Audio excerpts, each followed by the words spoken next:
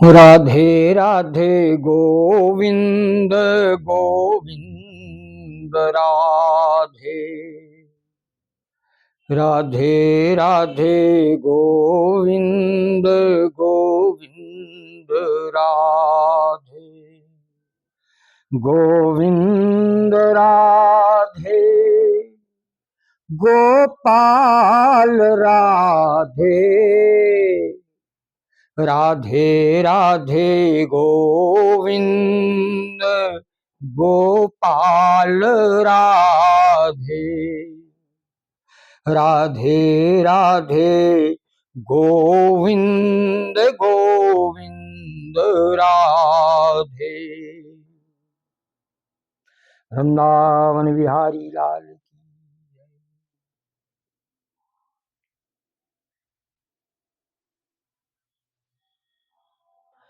एक बात को समझना पड़ेगा, भगवान ने गीता में कहा है कि मेरे अलावा और कुछ है ही नहीं।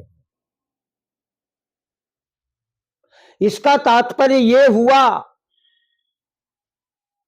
कि जब सिर्फ और सिर्फ भगवान है, ये संसार क्या है? संसार में जो सब ये दिखाई देता है ये क्या है? तो सुनिए, भगवान क्रीड़ा जब खेलना चाहते तो अपने संकल्प से संसार की रचना करते और द्वैत रूप लेते हैं। अद्वैत से एक से दो बनते हैं। द्वैत में ही संसार की उत्पत्ति होती है और भगवान की लीला शुरू होती है, खेल शुरू होता है भगवान का। सत्ता द्वैत में सिर्फ दो की है, एक जीव और एक परमात्मा। संसार की सत्ता नहीं है, दो ही सत्य हैं, जीव सत्य है और परमात्मा सत्य है। ये अनित्य है, ये नित्य है, एक रस रहने वाले हैं, इनमें कोई परिवर्तन नहीं होता, अपरिवर्तनीय है। ज्योति हुकाल एक रस रहाई। गोस्वामी तुलसीदास बाबा कहते हैं, ईश्वर अंश जीव अविनाशी, चेतन अमल सहज सुखरा। ये विशेषता है जीव की। आनंद स्वरूप है, चेतन है, अमल है, सुख की राशि है, आनंद स्वरूप है। क्यों है? क्योंकि ये सारे गुण जो बताए हैं जीव के, ये परमात्मा में हैं। परमात्मा कैसा है? ईश्वर सच्चिदानंद स्वरूपाय विश्वोत्पत्त्यादि हेतवे तापत्रय विनाशाय श्री कृष्णाय वयम नुमः। चेतन है, अमल है, सहज सुख की राशि। तो जीव अंश है और परमात्मा अंशी है। जब से परमात्मा है तब से जीव है, जब तक परमात्मा रहेगा तब तक जीव रहेगा। बाकी जो बीच में सब देख रहे हो ये सब नाशवान है, अनित्य है। यही माया है। तो इस संसार में जीव आया, दुखी हो गया। पर्दे के आड़ में भगवान खड़े मुस्करा रहे हैं और ये जो नेत्र दिए हैं, चर्म चक्षु, इनके सामने आ गई भगवान की माया और वो जीव को भटकाने लगी और दुख के भंवर में फंसाने लगी। भवसागर के चक्कर कटाने लगी। तो इससे बचना है दुखों से, तो फिर माया को पीठ दिखाना है और मायापति का चिंतन करना है, उनकी भक्ति करनी है। क्यों क्यों भक्ति करनी है? क्योंकि सुख की राशि है परमात्मा, उसको प्राप्त करके ही यह जीव सुखी बन सकता है। भ्रमित होकर के संसार में सुख ढूंढने लगा, यही सबसे बड़ी गलती जीव ने की। जबकि संसार अपूर्ण है, संसार में पूर्णता की कोई व्यवस्था नहीं, और भगवान परिपूर्ण है। परिपूर्ण का मतलब जिसे सब कुछ प्राप्त हो, कुछ भी पाना बाकी न हो, जिसे सब कुछ प्राप्त हो वही परिपूर्ण है। गीता में भगवान श्री कृष्ण कहते हैं, हे अर्जुन, मेरे लिए कुछ भी अप्राप्य नहीं, यानी सब प्राप्त है। तो जिसको सब प्राप्त है उसके अंदर कोई हलचल नहीं है, तो परमानंद स्वरूप है। अब जीव अपूर्ण है, इसलिए वह अपने को अधूरा महसूस करता है, दुखी होता है। प्राप्त करने की, पूर्ण बनने की छटपटाहट, पूर्णता को प्राप्त करने की छटपटाहट जीव में हमेशा बनी रहती, और बनी रहनी भी चाहिए। लेकिन गलती जीव सबसे बड़ी ये करता है कि पूर्णता कहां से प्राप्त होगी वहां तक वो नहीं पहुंचता, और अपूर्णता को प्राप्त करने में सारा जीवन बिता देता है। परिणाम में अपूर्णता ही मिलती है, दुख ही मिलता है। संसार अपूर्ण है तो आपको पूर्णता कहां से देगा? कई लोग संसार में इतना मन फंसा देते हैं, सारा जीवन संसार को बटोरने में लग जाते हैं, और अंत में इस संसार को प्राप्त करने के बाद भी दुखी के दुखी बने रहते, क्योंकि संसार में पूर्णता है ही नहीं। पूर्णता को प्राप्त करना है तो भगवत चिंतन करना पड़ेगा, संसार से उपराम होना पड़ेगा, भक्ति करनी पड़ेगी, भगवान से प्रेम करना पड़ेगा। यदि प्रेम न होता तो जीव को कभी भगवान न मिलते। प्रेम ही जीव के पास वो ताकत है, यदि उस ताकत का प्रयोग कर दे तो परमात्मा को प्राप्त करके जन्म जन्म के दुखों से छुटकारा जीव पा सकता है। एक व्यक्ति ने मुझसे पूछा कि बात तो बहुत अच्छी बताते हैं आप, लेकिन हमारे अंदर प्रेम नहीं बनता, ये प्रेम बने कैसे? हाँ, प्रेम बने कैसे, यही तो विचार करना है। जब निरंतर आप संसार को मन देते रहेंगे, सुबह से लेकर शाम तक संसार का चिंतन करते रहेंगे, तो प्रेम संसार से बनेगा कि भगवान से? अमूल्य समय से काट कर कुछ समय ऐसा निकालना पड़ेगा जो वो समय तुमको सत्संग में देना पड़ेगा, रोज देना पड़ेगा। एक दिन के सत्संग से कुछ नहीं होगा। मनुष्य के अंदर, जीव के अंदर भक्ति जागे, भक्ति जन्म ले, प्रेम जन्म ले, तो इसके लिए उसको पहली सीढ़ी है संत महापुरुषों का आदर करना, जो भगवत सेवी संत हैं, रात दिन भगवान का चिंतन करते हैं, भजन करते हैं। ऐसे संत महात्माओं को सम्मान देना, उनका साथ करना, उनका आशीर्वाद लेना, उनकी सेवा करना। देखो भाई, सबरी को उपदेश करते हुए भगवान ने 9 प्रकार की भक्ति सबरी को बताई। भक्ति के लिए भी कुछ करना पड़ेगा, प्रेम हमारे अंदर पैदा हो, इसके लिए कोई दूसरा नहीं, आपको ही करना पड़ेगा। जैसे धन कमाने के लिए समय देते हो, ऐसे भक्ति की कमाई करने के लिए भी समय देना पड़े, तब आपके अंदर प्रेम पैदा होगा।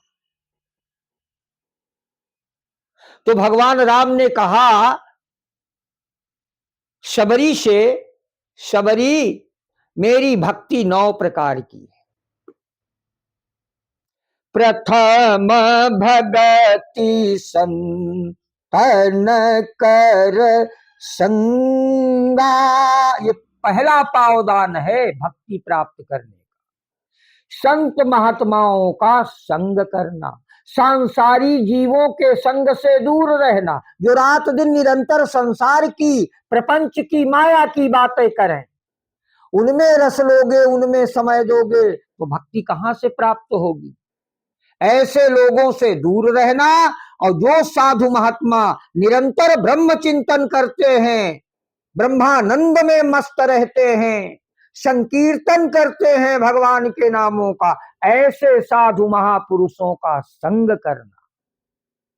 समझो भक्ति की शुरुआत आपने कर दी, प्रथम पावदान पर पांव रख दिया, तो प्रथम भगति संतन कर संगा। दूसरी भक्ति क्या है?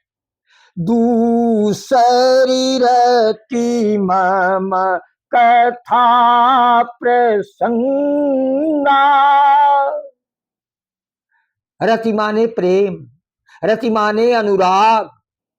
जहां जहां मेरी कथाएं होती हैं, भगवत चर्चा होती है, भगवान की कथाएं होती हैं, उनमें पहले अपने मन को जबरदस्ती बैठाओ, और जब बैठाने लगोगे तो फिर वे कथाएं आपके मन में बैठने लगेंगी, और जब मन में बैठने लगेंगी तो आप कथाओं के बिना, भगवत चर्चा के बिना रह नहीं पाओगे। तो समझ लेना भक्ति की शुरुआत हो गई। जब मन छटपटाने लगे सत्संग के लिए, भगवत कथा सुनने के लिए, सुनाने के लिए, तो समझ लेना भगवान की कृपा होने लगी।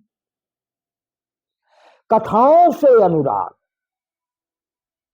भगवान की कथाओं से अनुराग। अरे कई लोग तो ऐसे होते हैं कि भगवान की कथा हो रही है और उस सरिता में गोता लगाते नहीं, इर्द गिर्द से निकल जाते हैं, क्योंकि उनका मन नहीं होता कि हम कथा सुने बैठकर। उन पर इतने पाप भारी होते हैं जो कथा में बैठने नहीं देते हैं। ऐसे जीवों से अभागा जीव और कौन हो सकता। तो भगवान क्या कहते हैं? दूसरी रति मम कथा प्रसंगा। मेरी कथा में जिसको रति बन जाए, अनुरक्ति हो जाए, तो समझ लेना कि भक्ति और प्रेम प्राप्त करने की शुरुआत कर दी, उधर बढ़ चले आ। गुरु पद पंकज सेवा, तीसरी भगति अमान, और चौथी भगति मम गुण गण, करई कपट तजिगान। निष्काम भाव से, श्रद्धा रखकर, अपने से बड़ों की का आदर करे, सम्मान करे, सेवा करे, सदगुरु पर आस्था रखे। गुरुपद पंकज सेवा, जब ये करोगे तो बदले में क्या मिलेगा? प्रेम मिलेगा। भगवान आपको प्रेम का दान करेंगे। जैसे ब्रज में ब्रजवासियों को प्रेम का दान किया था, ऐसे तुम्हारे ऊपर कृपा करके तुमको प्रेम का दान करें। चौथी भगति मम गुण गण, करहि कपट तजिगा। निष्कपट भाव से, भाव विह्वल होकर, जो आपके भजनानंद में डूब जाए। जब आप डूबने लगे, संकीर्तन करने लगे, सांवरिया मीठी मीठी बोले मधुर तेरी बांसुरिया, प्यारो लागे वृंदावन धाम, निको लागे वृंदावन धाम, जहां है मेरो बांके बिहारी। जब रस मिलने लगे भगवान के संकीर्तन में तो समझ लेना भक्ति आपके अंदर आनी शुरू हो गई। दू चौथी भगति मम गुण गण करहि कपट तजिगान, ये करना पड़ेगा। फिर पांचवी भक्ति बताई, मंत्र जाप, मंत्र जाप मन दृढ़ विश्वासा, पंचम भजन सो वेद प्रकाशा। मंत्र जाप मन दृढ़ विश्वासा, और पंचम भजन सो वेद प्रकाशा। भगवान क्या जो नामदान दिया है गुरु ने, उस नामदान, उस नाम को, भगवत नाम को श्रद्धा और विश्वास के साथ नियम बनाकर नित्य जाप करता है, जो भगवान की भक्ति प्राप्त कर रहा है। मन में दृढ़ विश्वास रखकर अपने इष्ट पर, अपने गुरु पर जो नाम जाप करता है वो भगवत भक्ति ही प्राप्त कर रहा है, अधिकारी बन रहा है।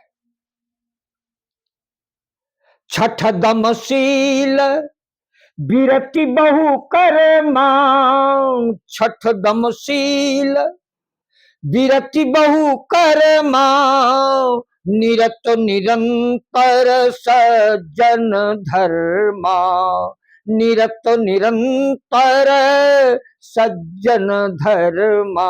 जो सज्जन पुरुषों के धर्म होते, उस धर्म का अनुसरण करता हुआ जीवन यापन करे। और क्या करे? दमशील बिरति बहुकर्म, अनेक कर्म जो हैं सांसारिक, उनसे वैराग्य ले ले, इंद्रियों को अपने बस में कर, इंद्रियों का दमन कर दे, इंद्रियों को विषय रस का पान करने से जो रोक ले, मना कर दे, समझो मेरी ही भक्ति कर रहा है। जब पीछे के 4 काम 5 काम आप कर लेंगे तो ये ताकत आपके अंदर आ जाएगी। मन मनमानी नहीं करने पाएगा, मन आपके अधीन होने लगेगा, और ये सारी इंद्रियां भी आपके अधीन होने लगेगी, विषयों से उपराम हो जाएंगे, उपवास करने लगेंगे। विषयों का रस लेने के बजाय आपका मन, आपकी इंद्रियां भगवत रस में उधर उन्मुख हो जाएंगे, भगवत रस लेने लगेंगे। छठ दमशील विरति बहु कर्मा, निरत निरंतर सज्जन धर्मा। ये छठी भक्ति बताई। 7वीं भक्ति, सातव मम मोहिमय जग देखा, मोते अधिक संत कहूं लेखा। सातव सम मोहिमय जग देखा, मोते अधिक संत कहूं लेखा। भगवान से भी बढ़कर भगवान के भक्त को जो माने, ये 7वीं भक्ति। जो भगवान की बात सुनाते हैं, जो भगवान की चर्चा करते हैं हमसे, जो भगवान का कीर्तन सुनाते हैं, वो भगवान से भी अधिक मुझको प्यारे लगते हैं। जब ऐसी अनुरक्ति बन जाए ऐसे पुरुषों से, तो कहते हैं हमको ही प्राप्त करने के लिए यत्न कर रहा, हम परम प्रसन्न उसके ऊपर हो रहे हैं। भगवान कहते हैं जब उसकी दृष्टि में, व्यक्ति की, साधक की दृष्टि में संसार मिट जाए, रहे ही ना, सारे संसार में, पत्तों के झुरमुट में, वृक्षों में, जड़ जंगम स्थावर में, सब में उसको मेरे दर्शन होने लगे। ऐसा होने लगेगा करके तो देखो। विद्या विनय संपन्ने ब्राह्मणे गविहस्तिनि सुनि चैव स्वपाके च पंडिता समदर्शिना। ऐसा दृष्टिकोण जब आपका बनने लगे, भगवान कृपा कर।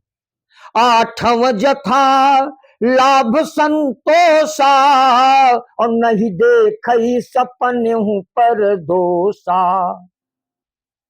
हमारे कर्म करने से, कर्तव्य करने से, ईमानदारी से हमें जो प्रारब्ध स्वरूप भगवान ने दे दिया उसी में संतुष्ट रहे। जथा लाभ संतोष कबहु काहू सो कछ न चाहूं। भगवान का प्रसाद मानकर उसे स्वीकार करे, उसी में संतुष्ट रहे, ये 8वें प्रकार की भक्ति। यथा लाभ, जो भी भगवान ने मुझे दे दिया वो हमारे लिए बहुत। ऐसा भाव जब बन जाए, आपके अंदर कोई हलचल ना हो, शांत हो जाए हलचल, और उसी में जीवन यापन करना, उसी में रहना, प्रसन्न रहना, जब ऐसा स्वभाव बन जाए, आपका अंतःकरण ऐसा हो जाए, तो ये 8वीं भक्ति प्राप्त हो। यथा लाभ संतोषा और नहीं देख सपने हूं पर दोषा। आज ज्यादातर लोग देखने को यही मिलते हैं, ऐसे ही मिलते हैं जो सुबह सुबह से लेकर शाम तक दूसरों की बुराई करना, दूसरों में बुराई ढूंढना। ऐसे कौन लोग हैं? ऐसे ही दैत्य लोग होते हैं। रात दिन दूसरों की बुराई करना, बुराई में आनंद लेना, बुराई में इंद्रियों को सुख पहुंचाना, जिनका ध्येय बन गया है, ये गलत बात। भगवत भक्त और साधक कभी दूसरों की बुराई नहीं करते। सारी बुराइयां मेरे अंदर है। कबीरदास ने कहा, बुरा देखने मैं चला तो बुरा न मिलिया कोई, और जब दिल खोजो आपनो तो मुझसा बुरा न कोई।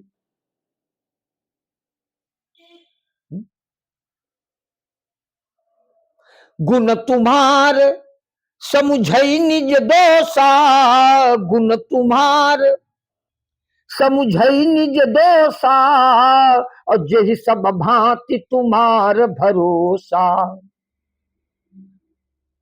साधक हमेशा अपने अंदर बुराइयों को खोजता है, अपनी बुराइयों का दर्शन। भगवान का बनाया हुआ संसार, उसमें कहीं बुराई है ही नहीं। बुराई है तो मेरे अंदर। तो पर छिद्रान्वेषण बंद करो, दूसरों की बुराई देखना बंद करो। नहीं देखई सपने हूं पर दोषा, नवम सरल सब सन छल हीना, मम भरोस ही हर्षन दीना। और अंतिम भक्ति बताई, कहा जो सरल बन जाए, सहज बन जाए। आपका स्वभाव कैसा हो जाए, आपका अंतःकरण कैसा हो जाए, सहज और सरल, छलहीन। छल दंभ द्वेष पाखंड झूठ अन्याय से निस्दिन दूर रहो। ऐसा भगवान से मांगते हैं। तो छल रहित, नवम सरल सब सन छलहीना। सत्य मित्र कोई है ही नहीं, भेद मिट जाए दृष्टि में आपके, समता आ जाए, समत्व भाव आ जाए। सुख दुखे समे कृत्वा लाभा लाभौ जया जयौ, ततो युद्धाय युज्यस्व नैवं पापम वाप्यसि। समता, सब सल छलहीना, मम भरोस, अटल मुझ पर जो भरोसा रखे। भगवान कहते हैं, मोर दासु कहाई नर आशा, मोर दासु कहाई नर आशा, और करई तो कहऊ कहाँ विश्वासा, करई तो कहऊ कहाँ विश्वासा। एक ओर वो व्यक्ति मेरा दास कहलाए और दूसरी ओर भरोसा मनुष्यों पर करे। वो मेरा दास कैसे हो सकता है? जो मेरा दास होगा उसको पूर्ण और अटल विश्वास मुझ पर हो। तो जब जो ऐसा करे, ऐसी स्थिति जीव के सामने जब आ जाए तो 9 प्रकार की भक्ति आपको प्राप्त हो गई भगवत कृपा से। और फिर भक्ति की परिणति कहां होती है, पराकाष्ठा कहां होती है? तो 9 प्रकार की भक्ति जब मनुष्य के अंदर प्राप्त हो जाती है तो फिर आगे होता है समर्पण अपने इष्ट को। समर्पण का तात्पर्य होता है सर्वस्व अर्पण कर देना, प्रेमास्पद को, अपने प्रेमी को सब कुछ अर्पण कर देना। और जब सर्वस्व का त्याग आप कर देंगे तो सर्वस्व आपका भी त्याग कर देगा, तब आप तनहा रह जाएंगे। और याद रखना, जीव अपूर्ण है, इस नाते जीव निराधार नहीं रह सकता, उसको आधार चाहिए। तो इतना होने के बाद सामने परमात्मा होता है जो परिपूर्ण है, और इधर अपूर्ण जीव है। सब कुछ समर्पण कर देने के बाद में फिर क्या होता है? शरणागत। पाहि नाथ कही पाहि गोसाई, पाहि नाथ कही पाहि गोसाई, भूतल परे लकुट कीना। ये है शरणागत। तो ये जीव जब तक परमात्मा को शरणागत नहीं होगा, जब तक भक्ति नहीं करेगा, जब तक परमात्मा के सन्मुख नहीं होगा, बार बार मरना, बार बार जन्मना और 84 लाख योनियों के कष्टों को झेलना पड़ेगा ही पड़ेगा। तो इसलिए विलंब मत करो, समय बहुत मूल्यवान है। आज से, अभी से संकल्प लो कि आज से प्रभु हमारे हैं और हम प्रभु के हैं, ऐसा भाव बनाओ और सत्संग जीवन में करना शुरू करो। प्रेम से बोलिए राधा कृष्ण भगवान की जय हो, वीर बजरंग बली महाराज की जय हो।